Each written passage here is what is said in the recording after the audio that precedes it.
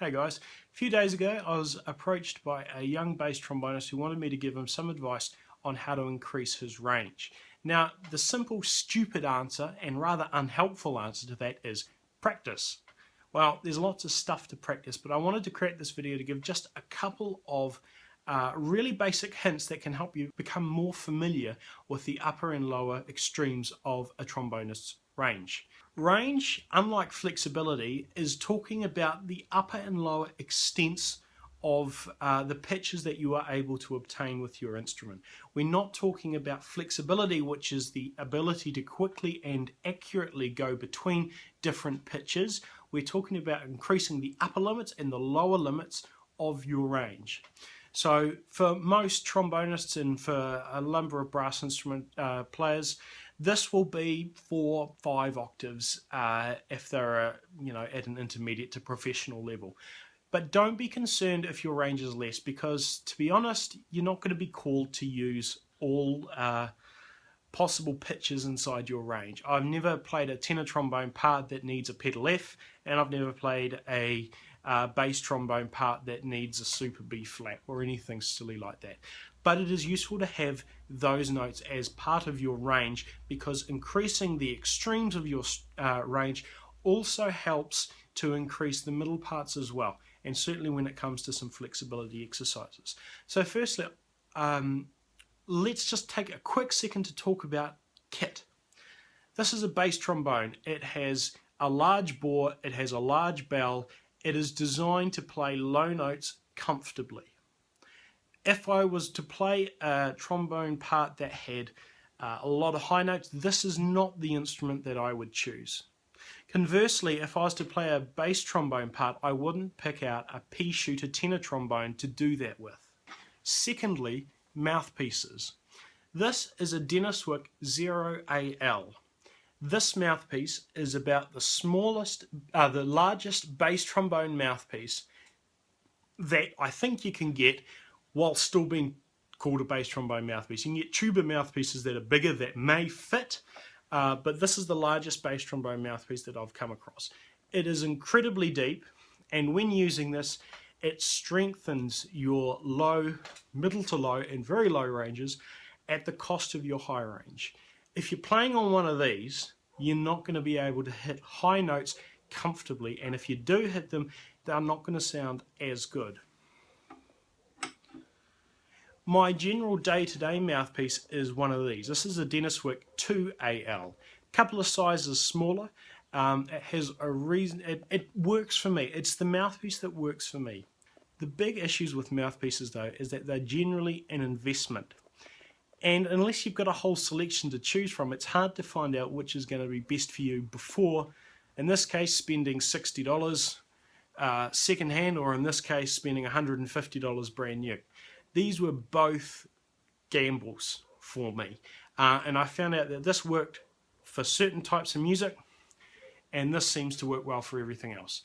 But for the purposes of this demonstration, I'm going to stick to using my bread and butter mouthpiece, which is this Denniswick 2AL. The simple bit of help to increase your range is to look at your embouchure.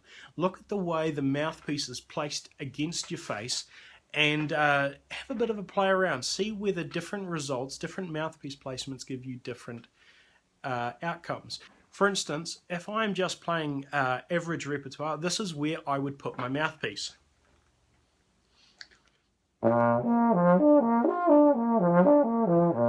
It's a comfortable position for me, and it enables me to access not the extremes of my range, but the majority, the stuff that's in the middle.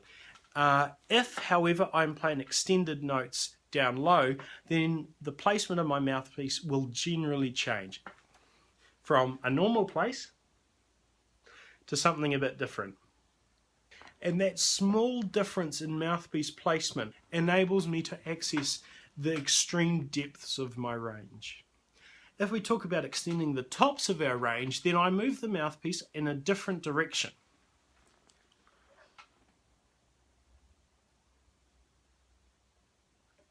I find that pinching the bottom lip and allowing my top lip more room in the mouthpiece helps me to access the upper limits of my range. So I'm just going to run a couple of scales, arpeggios, notes, whatever it's going to end up being, with my mouth in the various positions, and we'll see how each note sounds. So starting with my normal range, I'll start at a bottom B flat and see how low I can go down comfortably.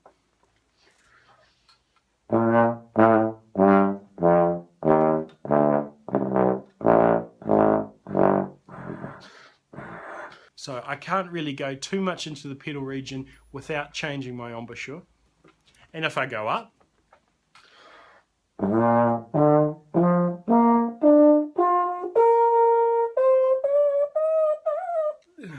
so I can sort of get up to a high E flat F, sort of a squeak sort of sound. And that's the extent of my range if I have my mouthpiece in the central position, in my most comfortable position.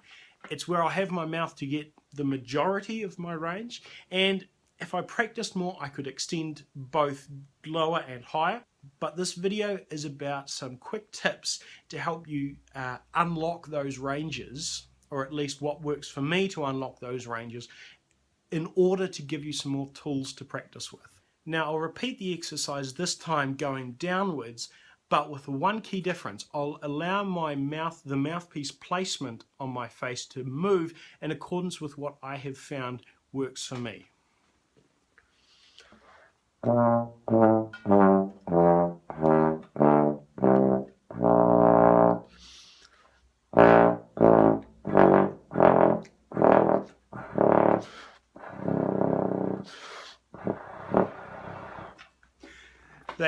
Those last couple of notes, that's where my instrument bottoms out. They're simply notes that I'm not able to reach on this instrument. Now this time I'll play some ascending scales or arpeggios or whatever they happen to be, and I'll again give my mouth the flexibility to adjust its position on the mouthpiece.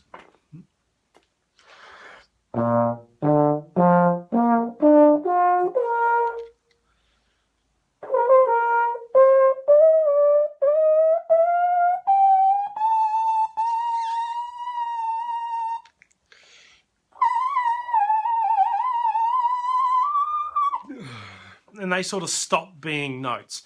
Now with a bit of practice I could make them a little bit more certain, but the key difference is that I don't believe in keeping your mouthpiece in one place on your face. It works for the majority of your range, and yes, with more practice you'll be able to add additional notes both to the bottom and to the top of your accessible range when you've got your mouthpiece in the most comfortable position.